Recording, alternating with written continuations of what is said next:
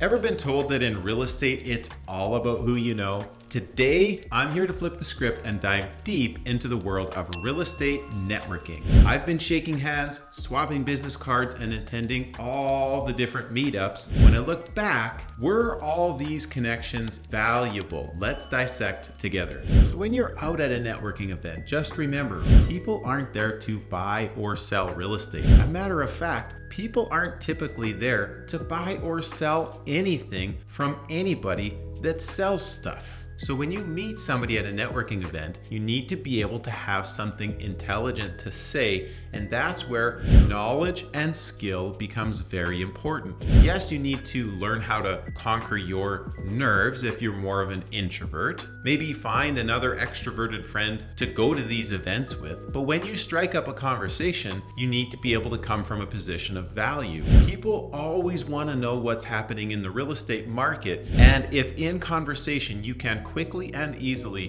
number one, position yourself as an authority and an expert, because everybody wants to talk about what's happening in the real estate market. But if you can also make yourself stand out in terms of how you come at the perspective of the real estate market, you are always going to make yourself stand out. Because especially if you are meeting other business professionals, it is highly likely that they know at least one or two or three even really good, strong real estate agents in your market. And if they ever did know of anybody, and if they ever did need to sell, you want them to think of you from a unique perspective that nobody else maybe has. But yes, you don't want to be transactional when you're coming across to other people. So you've got to make sure that you collect their business card, or in today, maybe you collect their virtual business card, or you connect with them on social media. But you need to make sure that you do follow up after you've met this person, maybe a week later by email or by social media direct message, because nobody wants to feel like they are just one more contact, just one more person. Whenever you meet somebody and all of a sudden they get all of your email newsletters, or all of a sudden you're phoning to ask for referrals, or whatever it may be, they need to know that no matter what happens with that relationship, you are there to serve them. And hopefully it's a mutually beneficial relationship. But I always look at it like this. If you're at a networking event, typically speaking, you're meeting with other well-established, successful, or up-and-coming business owners. And when you're doing this, there is value in that relationship just because they have intellectual capital that you might not have. They might know more about the community that you don't know, and vice versa. They might have introductions to other connections that you don't have, where if you're only looking at how can I sell this person a house, or how can I add them to my database and maybe sell them a house, think of it like this. They might not be able to refer you business because maybe their spouse or one of their cousins, or maybe they have a long existing relationship with a well-established realtor in town, but they might be able to introduce you to some sort of networking group, or maybe they can introduce you to somebody else who's also involved in your market, who is a very strong up-and-comer who they know through arm's length from other networking events that they've been doing. And at the end of the day too, not that this is your goal, but there is definitely value in being a very strong backup plan for a very big list of successful entrepreneurs in your marketplace. And if you always approach that conversation from it's an intangible benefit, you're not there to generate leads, you're there to build relationships with people who are making a strong impact on the community, and you want to be able to be one of those people when you attend these events. Debunking the myth of quantity versus quality. You will see people sometimes go to networking events and they literally try to network with as many people as possible, and in my opinion, that is an epic fail, because you're going to have 50 conversations that are not meaningful, and everybody in the room is going to know this person is just handing out their business card, trying to make themselves known. You will make yourself known if you simply just continue showing up to these events on a regular basis. You will have people come up to you and say, hey, I saw you at this event and that event and this event and that event over time, and my goodness, I feel like I already know you, but it's nice to officially meet you in person. Now, my goal when I go to a networking event isn't to have as many conversations conversations as possible. It's to have 1 or 2 or 3 or maybe even 5 meaningful conversations so that when I follow up later with an email or a text or a phone call or a social media direct message, I will have some context to which I can send them an email that has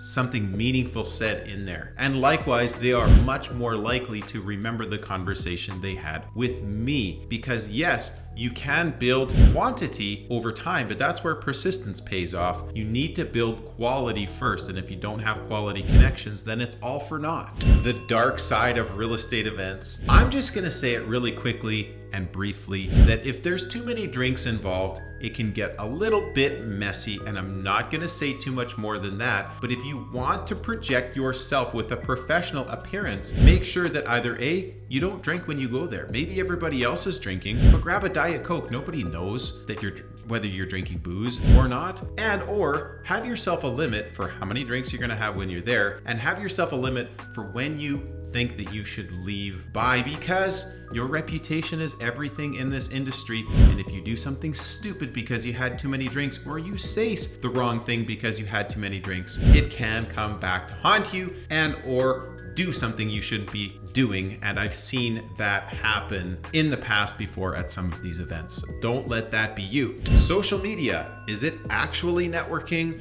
or what is it? Does it fit into this conversation? And yes, 100% I do believe that it does, especially if you are active on LinkedIn. But my general perspective is you need to be able to distinguish between online and offline. If you have a really good, genuine conversation with somebody online, until you actually pick up the phone and have a conversation with them later, or to meet them for coffee, or to meet them or invite them to a networking event later, that is when the conversation solidifies. And then, of course, likewise on the reverse, if you meet somebody in person, then when you follow up and connect with them on social media and they start seeing your content regularly in the newsfeed, it's going to add context to who you are, what you stand for, what your brand is all about, and what types of services that you have to offer, which is an intangible benefit of connecting with somebody online as well, where they can get to know you a little bit better and say, wow, I didn't know that this person did this, this, and this. That is the benefit. As I'd mentioned, sending an email is super critical, but you don't want to be too forthright, and you don't want to send them anything too often. You don't want to follow up too often, because sales trainers will often say that you're more likely to lose the sale because you didn't follow up than you following up too much. But there is a happy medium in there. And I've seen that happen too, where people are following up too continuously, because then it obviously looks like you have an agenda. For example, if somebody's selling signs or somebody's selling radio advertisements and they meet you at a networking event and they phone you multiple times, what does that say to the person who potentially has the ability to purchase those services? They say, well, this person's just in it for a sale. Even if the conversation went towards some form of potential interest in those services, where's the relationship? That's essentially what we're trying to do here, number one, first. So you've got to make sure that in your approach, you've staggered it in such a way that if you are to be following up with people, you make sure that you're positioning it from a place of value, and you make sure that you're positioning it from a place of you wanting to get to know them a little bit more. And hey, yes, there might be an opportunity to do business together at some point, but unless there's urgency and need right away and that has been established, make sure that you don't come across that way. One of the really great ways to add depth to the relationships that you have at networking events is to go to a number of different types of networking events. And if you meet somebody that you really had good rapport with, follow up with them and invite them to a different networking event that you're also going to, that you know for certain that they're probably not exposed to already. Even if they're not able to attend, they will be absolutely flattered. And that is one really great way that you can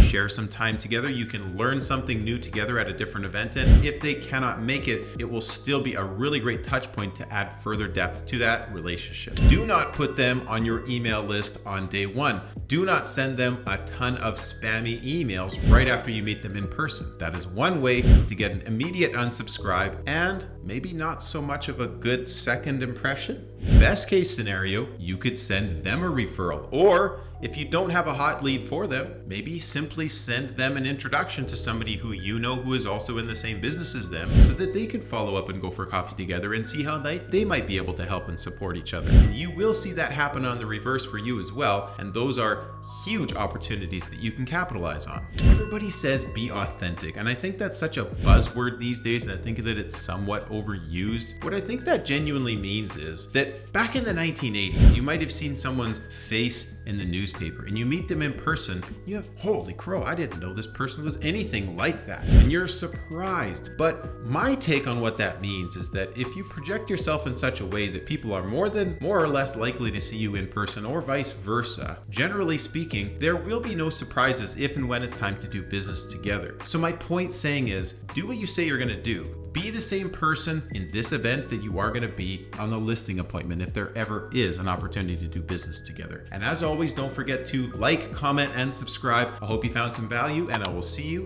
in this video next. Have a fantastic day.